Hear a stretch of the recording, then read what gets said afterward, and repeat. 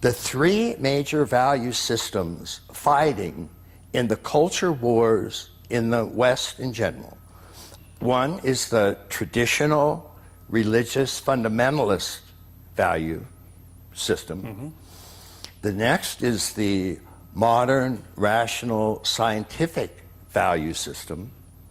And then the next is the postmodern multicultural value system. These three value systems are, of course, the mythic, the rational, and the pluralistic. They're actually coming from one of these three major structures of development. They don't have anything to do with states. So they're not gross, subtle, causal, witnessing unity. They're actually the lenses through which we view reality and therefore the worldview that we get.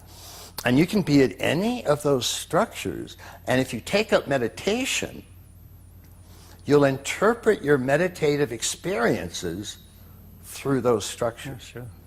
So somebody at mythic will take up meditation and they'll have a mythic interpretation of their meditative experiences. Somebody at the rational stage will take up meditation and they'll have a rational interpretation of these states. Somebody at pluralistic will have a pluralistic interpretation of these states. And so that's really important because people can be at the same, say, subtle state of meditative development, and they'll see it completely differently if they're at a magic or a mythic or a rational or pluralistic or an integral structure stage. And this has caused a real problem because, for example, much of Buddhism as it moved into the West was adopted by people that were called cultural creatives, essentially boomers. And the boomers were the first generation. You mean Ginsberg and the rest? That were at the pluralistic, postmodern stage of development. And so they began interpreting the Buddhist texts and the Buddhist practices through this pluralistic level of development.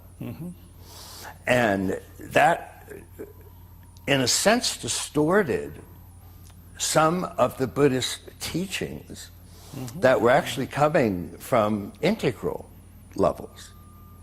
So the pluralistic stage was a stage down from the higher stage that the great Buddhist texts were coming from. So this, it caused and is still causing a real problem. Yeah, absolutely. Maybe you know there is a great research by Harvey Cox, Turning East. It's about how not only Buddhist, but all major Eastern tradition came to Western markets, so to say. Yes. And he point out that to survive in the West, all authentic Eastern traditions should be packed into some labels, some things on the market to be sold. Right. Yeah, and it's turning east. It's changed dramatically the authentic nature. Yeah, yeah.